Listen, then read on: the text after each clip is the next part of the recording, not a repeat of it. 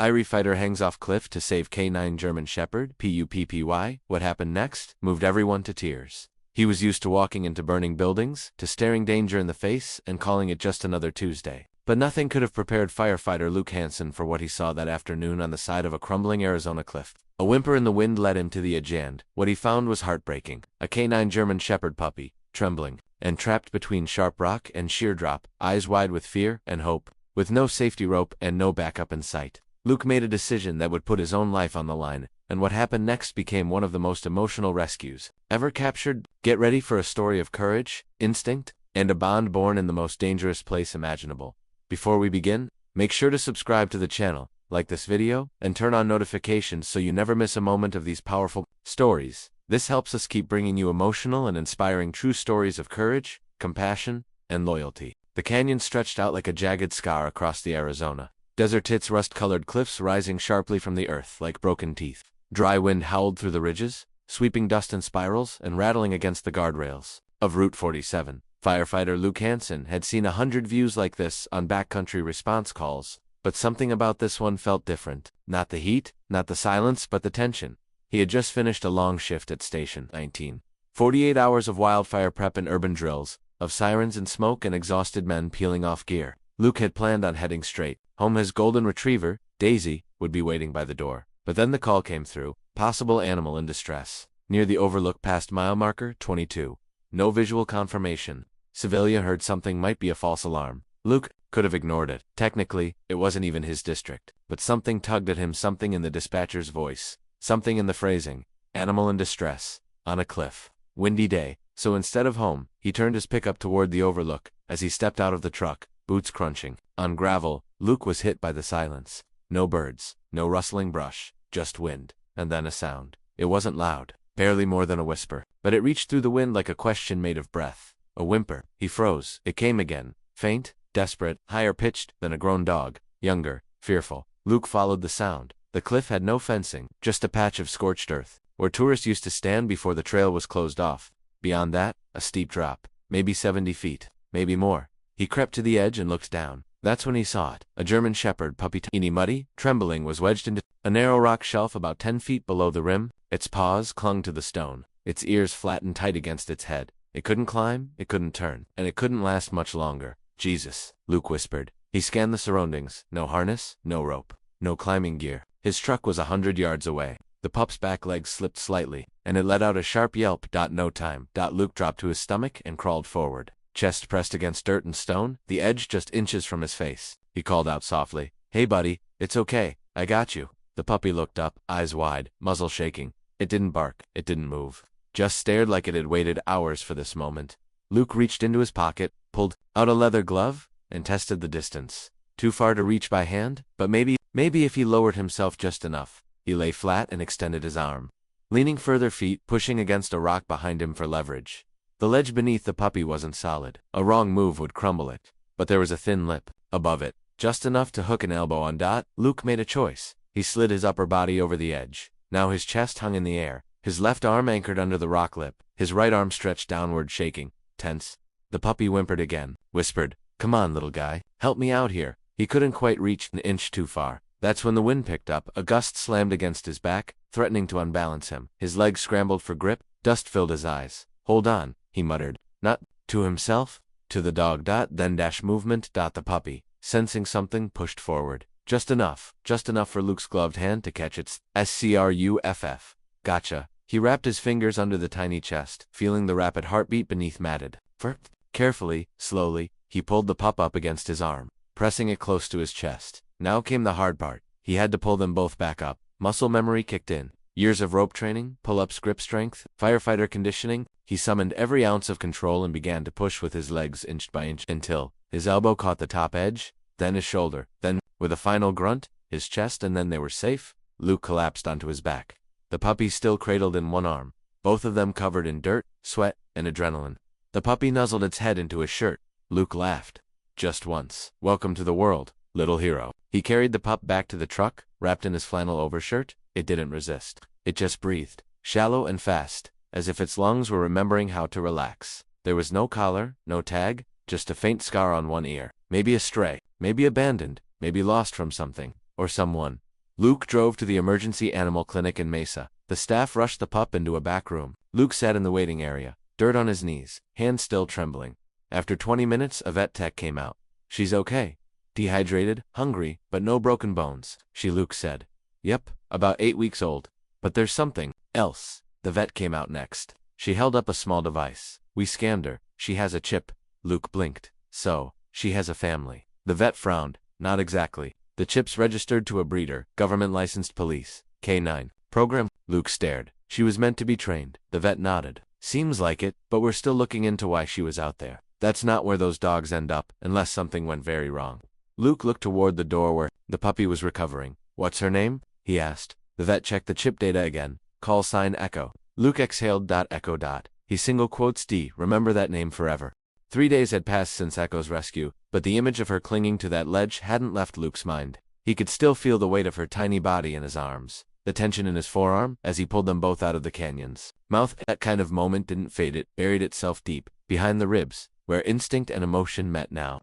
She was sleeping on a folded towel in the corner of his living room, next to the fireplace. His golden retriever, Daisy, had sniffed her once with motherly confusion and then immediately accepted her presence, curling protectively around her the first night. Echo hadn't barked once. She rarely moved, and when she did, it was like she was testing the ground. Luke had taken the week off. His team at Station 19 hadn't asked many questions. The clip of his cliffside rescue had gone semi-viral after a bystander had shared it with a local news station. The headlines read, "Firefighter dangles off Arizona cliff to save abandoned." Puppy comments poured in. Everyone wanted to know about the miracle dog, but Luke knew something wasn't right, and it started with the chip. He sat at the kitchen table, laptop open, notes spread out beside a half-empty mug of black coffee. He had pulled the breeder's info from the vet. It was a government-like K9 training facility located in New Mexico. Valiant's working dogs, known for training elite German shepherds for police, military, and search and rescue units. The chip showed Echo had been born in a litter of 6 males, 3 females, all tagged for law enforcement service. Yet no agency had claimed her. Luke dialed the number from the website. A woman answered on the second ring. "Valiant, K9, this is Meredith." "Yes. Hi, my name is Luke Hansen. I'm a firefighter in Arizona. I found one of your puppies, well rescued her. She has your chip." Silence. Her tag reads 239E. Another pause. "You said you found her?" "Yes. Near the cliffs off Route 47. She was alone. No collar, no crate. Just there." Meredith's voice was suddenly cooler. "I see. Thank you for calling. We'll be in touch." "Wait," Luke said, leaning forward. "Can I ask what happened? Why she was out there? I'm not trying to stir trouble, but she wasn't meant to be placed in a home. That's all I can say. Wasn't meant to." "What does that mean?" A long exhale. "Mr. Hansen, some dogs fail early evaluations. Not every pup makes it through initial assessments. Echo was one of those. She had a stress reaction to noise. Some behavioral flags?" Luke looked toward the living room, where Echo slept peacefully between Daisy's paws. "She's not aggressive. She's barely even alive. She's been quiet. Alert. Doesn't that count for something? We evaluate over 40 traits, not just temperament. Compliance, obedience, confidence under pressure, and when a dog doesn't pass, the program decides how to proceed." Luke felt something harden in his chest. "You dumped her." "We do not abandon animals," Meredith replied sharply. "We follow protocol. If the records show she ended up there, then someone didn't follow orders." Luke clenched his jaw. "So what would have happened if I hadn't found her?" She didn't answer. Instead, she said, "Thank you again for your service. Goodbye." Click. That night, Echo woke up crying. It wasn't a bark or a whine. It was a dream-born sound, a noise that came from somewhere far away, inside her, trembling, up through her ribs and out into the room. Luke sat up on the couch, instantly. She was curled into herself, paws twitching, ears pinned back, tail shaking. He moved slowly, lowering himself beside her. "It's okay," he whispered. "You're home?" She whimpered again, and then something happened. She crawled onto his lap. All the way. Just enough to press her body against his thigh. She laid her head across his knee, eyes fluttering closed again. Luke froze. He didn't pet her, he didn't speak. He just let her stay at. It was the first time she had touched him without flinching. The next day, Luke got an unexpected knock on the door. 2 men in black windbreakers stood on the porch. One had a clipboard. The other wore sunglasses and a sharp expression that didn't soften, even when Daisy barked from behind the glass. "Mr. Hansen, that's me. We're with the Department of Canine Oversight. May we come in?" Luke opened the door halfway. "About the pup?" They nodded. "We received notice from Valiance that a government-tagged K9 is in your possession. Since the dog is chipped, we're required to assess her transfer eligibility." Luke stepped outside, closing the door behind him. "What does that mean?" It means Echo is technically property of the state. Her status is flagged as incomplete disqualification, which means she should have been returned to the facility. If she wasn't, something went wrong. We're here to recover her. Luke's fists clenched at his sides. She's not a crate of supplies. She's a puppy. We're not here to argue, sir. Luke took a slow breath. Can I see your documentation? The man with the clipboard handed him a printed form. Luke skimmed it. Quickly transfer of asset, recovery order, reference to breach of training chain.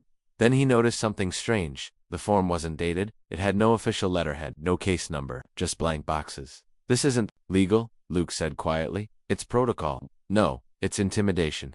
Behind him, Echo appeared at the window, peeking from behind Daisy's head. Luke turned back to the men. You're not taking her? Not today. The man in sunglasses narrowed his eyes. You're interfering with state property? Then get a real order, and don't come back without one.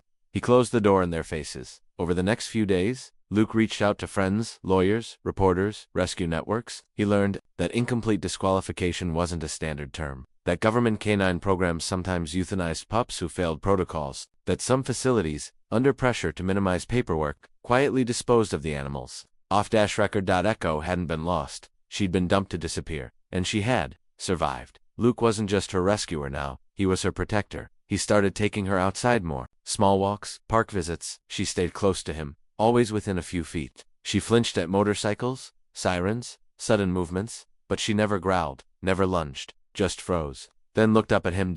And he always knelt. It's okay, he'd say. She began responding to her name. First with an ear twitch, then a turn of the head. Then, one day, a tail wag. Echo. It suited her. Soft but sharp, quiet but unmistakable, the sound of something once lost, returning one evening. Luke took her to the firehouse. The crew greeted her like a local celebrity. The captain made jokes. The paramedic gave her treats. Daisy wandered around like she owned the place, but Echo stayed close to Luke's boots, sniffing, watching. Then something incredible happened. An alarm went off. Not a full dispatch, just a test. But Echo didn't panic. She straightened, ears up, eyes alert, tail still. She didn't bark, didn't run. She watched the others react, then looked at Luke. As if asking, what now? By the third week, Echo had begun to trust the leash. Not just tolerate it, trust it. Luke noticed the difference on a Wednesday morning, early, before the desert sun turned cruel. They were walking along a fire access trail behind Station 19, Daisy trotting ahead, her tongue flopping lazily from her mouth, while Echo kept pace at Luke's heel. The leash wasn't tight, wasn't pulling it, simply connected them. A thread of trust running from his hand to her neck. She moved with purpose now. The tremble in her paws was gone. Her ears perked up at every sound, but she didn't freeze. She responded. She was learning to be a dog again, but Luke had begun to suspect. She was never just a dog. She watched him like a teammate, waited for his cues, matched his pace. It wasn't obedience, it was calculation, awareness, readiness. She had been bred for something more, and maybe, just maybe, there was still time to let her become it. That night, Luke sat at his desk with a fresh notebook and a bold question scribbled across the top. Can Echo be retrained? Not for combat, not for police work, but for purpose. Could she still learn to help, to serve, to rescue? He didn't want to force her into a destiny she didn't choose, but he also couldn't ignore the signs. She responded to commands without being taught. She anticipated his movements before he gave a signal. When a neighbor's child scraped his knee on the sidewalk and cried, Echo didn't flinch. She moved toward him, ears lowered, tail wagging, muzzle soft. She wanted to help, but instinct wasn't enough. She needed confidence. And confidence came with one thing: experience. The chance came 2 days later. A call came in just before noon. Missing hiker, mid-30s male. Last seen heading into the canyon trails near Coyote Ridge. Temperatures had climbed 2 triple digits by midday. No cell service. No GPS tracker. No water. Luke wasn't on shift, but when his captain saw him already at the station dropping off supplies, he waved him over. You up for a side mission? Luke blinked. Always. Volunteer search and rescue needs an extra pair of boots. We've got a heat warning, and terrain's rough. They could use someone who knows how to read fire trails. Luke nodded. You got it? And Luke, yeah. The captain glanced down at Echo, who stood beside him, alert and calm. Bring her. Luke hesitated. She's not trained. Neither was I the first time I pulled a man off a riverbank. Trust your gut. They arrived at the trailhead an hour later. Park rangers had already formed 2 search teams. A helicopter hovered in the distance, sweeping the southern ridge. The missing man, a local teacher named Rob McKenzie, had apparently gone on a solo hike and failed to return. His car was still in the lot. His phone last pinged 2 miles east, an area full of switchbacks and loose rock. Echo waited patiently beside Luke as he was briefed. A ranger noticed her. Is she SAR certified? No, Luke said, but she has instinct. The ranger didn't argue. Let's see what she can do. The heat was brutal. Luke carried a full water pack, snacks, bandages, and a signal whistle. Echo wore a lightweight harness with side pockets. Her movements were smooth, controlled. Every 5 minutes, Luke offered her water, and she drank eagerly, but without desperation. She never lagged behind. About an hour in, Echo froze, nose lifted, ears forward. Luke stopped beside her. "What is it?" She took 2 steps off trail toward a slope covered in sagebrush. Then another. Then she barked once. Short, sharp. Ranger ahead turned. She smelled something. Luke nodded. "She's tracking." They followed her. Within minutes, they found the man's hat half buried underbrush. 20 yards beyond that footprints. Deeper into the canyon, Echo led them, cutting through heat and silence, pausing only to check the wind. Then they heard it. A moan. Echo bolted forward with surprising speed. Luke ran after her, and there collapsed. Near a dry creek bed was Rob Mackenzie, shirt soaked in sweat, face red, lips cracked, alive, but barely. He had twisted his ankle and fallen. No water, no shade. Echo reached him first. She didn't bark. She didn't lick his face. She laid down beside him, her body pressed against his side. Luke fell to his knees. "Hey buddy, we got you. You're safe." Paramedics arrived 20 minutes later. Before they lifted Rob onto the stretcher, he whispered, "Something. Was that a rescue dog?" Luke looked down at Echo. She looked back at him, eyes calm, tail wagging once. He smiled. "She is now." That night, local news picked up the story. Firefighter and foundling dog rescue hiker in Arizona Canyon. Photos circulated. Echo's face sharp, proud, dirt smudged appeared beside Luke's in dozens of posts. People started calling her the miracle dog again. But Luke knew better. She wasn't a miracle. She was a fighter, and she had chosen to live. The next morning, there was a letter taped to Luke's front door. No return address. No signature. Just 5 typed words. She was never a reject. And below that, a phone number. Luke stood on the porch, wind brushing his face, Echo at his side. He didn't call. He folded the letter, slid it into his back pocket, and knelt beside her. "You ready for your next mission, girl?" She licked his cheek.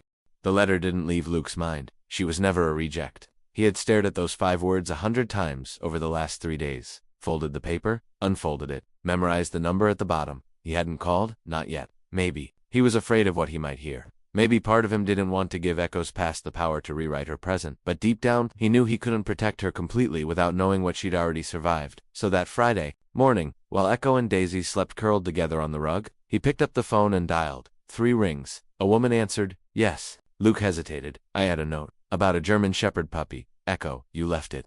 Silence. Then.com. And lo, the woman replied, "I hoped you would call." Her name was Celia Baird, a canine behavior specialist and private contractor, who had worked briefly for the Valiant's canine facility. She had trained Echo's litter. "I wasn't supposed to get attached," she said, "but that dog, she had something." "What do you mean?" "Most pups respond to pain with fear. Echo responded with loyalty. She failed 2 obedience sessions because another pup panicked and attacked her end instead of running. She froze between the other dog and the handler. She took the hit." Luke's chest tightened, but the board flagged her as unfit. Claimed she was too soft. They voted for early termination. "I was told not to interfere. I did anyway." Luke leaned forward. "You let her go?" "No, I smuggled her out." "What?" "I broke protocol. I couldn't let them end her. So I took her in my truck and drove her past the state line. I left her near that canyon, hoping, praying someone would find her before the heat did." Luke's voice cracked. "That's not a rescue. That's a gamble." "I know. And I've lived with the guilt every day since. But I watched that video of you saving her. I've seen the news reports, and I believe she chose you." He said nothing. Then Celia added, "That doesn't mean the state won't come for her." Luke closed his eyes. "How long do we have?" "Not long. The moment she went public, she became evidence. And people don't like heroes that embarrass the system." That same afternoon, a black SUV parked at the edge of Luke's property. It wasn't local law enforcement. It was federal. 2 men stepped out. One wore a button-down shirt and dark slacks. The other wore a vest with an embossed patch that read, "DACA Division of Canine Assets." Luke didn't answer the door. He met them outside. "We're here for the shepherd. She has a name," Luke said flatly. Echo, the agent, ignored it. "You've had her over 30 days. That's unlawful possession of a non-released working dog. She was dumped to die." The second man, slightly younger, but with colder eyes, pulled out a tablet. "She was assigned to the Canine Circuit 12 unit in early evaluation. When her disqualification was entered, the system failed to update her status. She remained technically pending. Bessa clerical, justification for personal adoption." Luke crossed his arms. "What are you saying?" "We're reclaiming her. For reassignment?" He stared. "You're putting her back into training?" "No, into testing. She'll be reevaluated for possible late career placement or behavioral study." Luke felt rage rise in his throat. "She's a living being, not a lab result." The younger agent narrowed his gaze. "You're a firefighter, Mr. Hansen, not a lawyer. We're giving you until Monday to surrender the dog. If I refuse, you'll be arrested for obstruction of federal recovery." They turned and left. That night, Luke didn't sleep. He sat on the couch, Echo beside him, her chin on his thigh. Daisy watched from across the room, somehow sensing something was wrong. Luke ran his fingers through Echo's fur. What do I do? Girl, she looked up at him, brown eyes steady. I can fight this, he whispered, but they'll make you suffer for it. They'll drag it through court, they'll cage you for testing. All because you were born into the wrong program. She nuzzled his hand. He closed his eyes. He couldn't let her be taken, but he also couldn't let her be hidden. She deserved more than survival. She deserved freedom. The next morning, Luke made a decision. He called Celia. We're leaving. She didn't ask where. She just said, I'll get the papers ready. Luke packed a single bag. Food, water, leashes, vet records. One photo of his parents. And a folder labeled Echo, full story. He left a note on his kitchen table, addressed to Station 19. I'm not quitting. I'm just doing what I was trained to do, protect the vulnerable. You'd do the same. Then he took Daisy and Echo and drove north. Celia met them in a barn outside Taos, New Mexico. She had converted the space into a temporary shelter for rescues. Echo recognized her instantly, wagging cautiously, then pressing her head to the woman's chest. She remembers. Luke said, Of course she does. They sat together by the barn window. I called in a favor, Celia said. A sanctuary in Oregon. No government contracts. Just working dogs who were deemed unfit, and became extraordinary. Luke's throat tightened. She belongs with me, she always will, Celia said gently. But until we can fight this legally, she needs to disappear. Luke turned to Echo. What do you want? He whispered. Echo stepped forward, touched his knee with her paw, then turned to Celia. She was ready. The goodbye was quiet. Luke knelt beside her, kissed her muzzle, and whispered, I will find you. I will fix this. You were never a reject. You are a hero. Echo rested her head on his shoulder, just once. Then she walked into the kennel, and the door closed behind her. The morning after he left Echo at the sanctuary, Luke stood alone at a rest stop overlooking a valley. Fog rolled between the hills, thick and silent. Daisy rested beside the truck, her head down, her eyes searching the road almost as if she were waiting for someone. Luke understood the feeling. His hands gripped the metal railing, knuckles white, wind biting through his jacket. Echo was alive, safe. But something inside him felt like it had been torn out by the roots. And he knew he wasn't done. Not until she came home. Not until no one could take her again. Back in Mesa, he returned to Station 19, where his captain met him in silence. They came, the captain said quietly, asking questions, showing paperwork. Luke didn't flinch. I figured, you crossed a line, I know, but you crossed it for the right reasons. Luke looked him in the eye, then helped me cross the next one.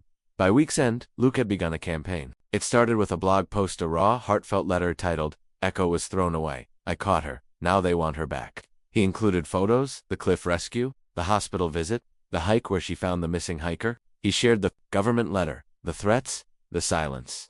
I didn't rescue a dog, he wrote. I rescued a life that never should have been discarded. I'm asking for your help, not just for Echo, but for every working dog who's been treated like equipment instead of a soul. The post went viral in 24 hours. By 48, it had been shared by news outlets across the country. By 72, Luke was invited to appear on national morning shows. He hesitated at first. Public speaking wasn't his thing. He preferred action over words. But when a producer from the Daily Truth asked for a live interview and promised time for him to tell Echo's full story, Luke agreed. He sat in a studio, clean-shaven, heart pounding under his shirt. The host smiled at him. So Luke, what made you climb off the cliff that day? He looked into the camera. She cried. Just that. She cried, he said again, voice tightening, and nobody else heard it. Over the next week, public pressure mounted. Hashtag Bring Echo Home trended on social media. Celebrities reposted her story. Canine veterans and military handlers recorded video messages. One Vietnam vet said, I lost 4 brothers in the field. Only one came back alive with me and he had 4 legs. Let this dog go home. Luke opened an email inbox dedicated to messages of support. He received thousands, but also one from Celia. Subject, you're not going to believe this. Attached was a leaked memo on internal DOCA document acknowledging that Echo's disqualification had been procedurally flawed. It stated that her survival was anomalous, and that she had garnered undesirable public attention. The recommendation, neutral reassignment and silence. Luke forwarded the document to every journalist he knew.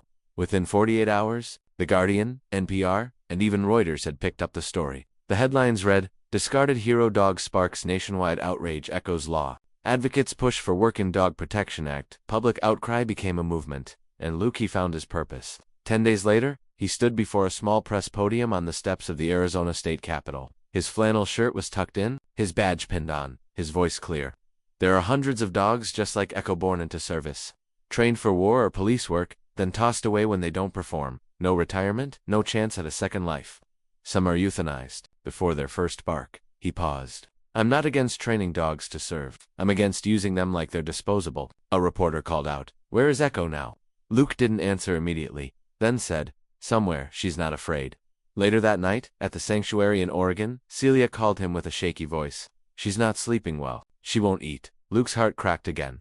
She knows, he said. 1 week later, something extraordinary happened. A former DACA officer named Alan Granger came forward. He released video footage from inside the Valiant's training. Facilitors of kennels, dogs crying, one handler striking a puppy, and worse, a document showing that Echo's file had been falsified to mark her as non-responsive to rescue stimulus. They lied, Granger said in the video. She passed her instincts test. She responded to cries for help. She just didn't do it the way they wanted. The nation erupted. Congressional inquiries began. Animal rights organizations launched investigations, and finally on a Friday morning drenched in rain, Luke got the call. A federal judge had issued a stay of transfer order. Echo could come home. He drove to Oregon without stopping. 15 hours through wind, storm, exhaustion, and when he pulled into the gravel drive of the sanctuary, Celia was already outside, tears in her eyes. Echo standing beside her, thinner, quieter, but still, her. Luke stepped out of the truck, and Echo ran. Straight into his arms. No hesitation, no fear. Only the sound of her tail thumping wildly against his jacket, and the soft whimper of a heart recognizing its other half. Back in Mesa, the firefighters threw a welcome home party. Echo had her own cake. Daisy got one too. But the real celebration happened later, alone in the quiet of the house. Luke sat on the porch, Echo lying beside his boots, watching the desert stars. She's home, he whispered, and for the first time in weeks, she slept. Echo's return home wasn't the end of the story. It was the beginning of something neither Luke nor she had words for, an invisible rebuilding. One small step at a time, one scar at a time. The first few nights, she barely slept. Though she curled beside Daisy on the same blanket as before, her body remained stiff, ears twitching at every noise. She paced at odd hours, pausing by the door as if half expecting someone to come and take her again. Luke never forced her, he simply sat nearby, sometimes reading, sometimes just listening to her breath, letting her know she wasn't alone. By the end of the week, something shifted. One night she climbed up on the couch beside him, not at his feet, not beneath the table, beside him. She rested her chin on his lap and let out a long, slow sigh. He didn't say a word. He just put his hand on her back, and she stayed by day. She was back on the trails with Daisy. Luke began gently reintroducing training exercises, simple ones. Sit, stay, focus. She obeyed with precision, not robotic, but responsive, like she wanted to engage. Then came the recall drills. Luke would walk her down a long stretch of fire trail, unclip the leash, give her the release signal, then call her name after a 5 count, every single time. She came back running. Not once did she break focus. Not once did she hesitate. Even when birds flew past, even when a squirrel darted across the path, Echo never flinched. She had discipline. She had heart. And Luke began to realize she had never failed. She had simply never been understood. Was a month later, mid-afternoon, when the emergency call came in. A 911 dispatcher's voice crackled through the station's radio. Missing child, 6 years old, female. Last seen near Dry Creek Reserve. Possible wandered from family picnic. Location remote. No GPS ping. Luke's heart tightened. He had been at the station for a standard shift. Echo, as usual, was by his side. He looked at the captain. She's ready. The captain nodded. Bring her. The terrain at Dry Creek Reserve was treacherous. Rolling sandstone hills. Dry brush. Deep gullies hidden by shrubs. The sun hung low, burning down through scattered clouds. Luke crouched beside Echo at the trailhead. A park ranger handed him the missing child's hoodie, a small, blue fleece jacket. Name's Emily. Been missing for 3 hours. Echo sniffed the fabric carefully, her nose twitching, her ears turned toward the wind. Luke gave a low command. Find. Echo's head lifted, and she took off. They followed her for over an hour. Through bramble, over loose rock, across dry stream beds, moved like an arrow, focused, driven by something deeper than scent. Every so often, she'd pause, turn, make sure Luke was following. Then continue. Luke's radio crackled. Search teams covering North Grid. No sign yet. He pressed his mic. We've gone east. Echo's tracking. Copy that. Minutes passed. Then Echo stopped. Frozen. Nose in the air. Body still. She barked once, then dove into a ravine, sliding down the slope. Luke scrambled after her. At the bottom, in the narrow space between 2 boulders, curled up and sobbing, was a little girl in a pink shirt, her knees scraped, her hands shaking. Emily, Luke called. The girl looked up, wide-eyed. Then Echo licked her face. She let out a cry, not of fear, but relief, and threw her arms around the dog's neck. Luke reached him moments later. You're okay. You're safe now. Emily buried her face in Echo's fur, and Echo didn't move. She simply stood guard. Back at the station, after Emily had been reunited with her parents and Echo had been showered with treats and affection, Luke sat quietly in the locker room. Echo lay at his feet, tail gently thumping. That door opened. The captain stepped in. "You sure she's not certified?" he asked. Luke smiled. "She's beyond certified." The captain nodded slowly. "Well then, about time. We made it official." He pulled a patch from his Pokita Deep Navy emblem with a flame, a paw, and the words, Mesa K9 Support Unit. Luke's throat tightened. He looked at Echo. "She doesn't need a title." The captain chuckled. "Maybe not, but she's earned it." Luke accepted the patch, then reached down and clipped it gently to Echo's harness. She blinked up at him, calm and proud, and he whispered, "You're not just home now. You're ours." That night, Luke updated the campaign blog. The post was short. "Echo found a child today. A little girl who was afraid and alone in the woods. They said Echo was a reject, said she didn't qualify, said she was too soft, too reactive. But today, she didn't run from the crying. She ran toward it. Because what they saw as weakness was actually heart.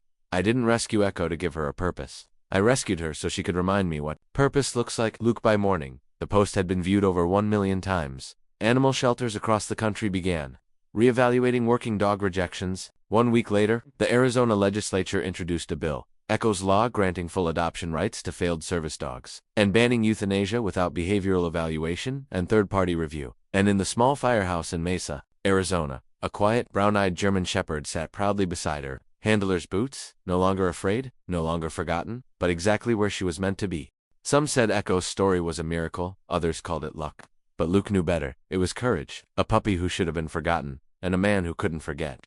Echo no longer flinched at the sound of boots. She ran toward them, no longer hid during sirens. She listened. She didn't belong to anyone. She belonged with someone. And now, she wasn't just a survivor. She was the reason others survived. Every child she found, every person she comforted, every firefighter she waited for at the truck. Echo had found her purpose not through training, but through trust. And Luke, he didn't rescue her. She rescued him too. If this story moved you, don't let it end here. Subscribe to the channel, like the video, and share it with someone who believes in second chances. Because sometimes, the ones they throw away are the ones who save the world.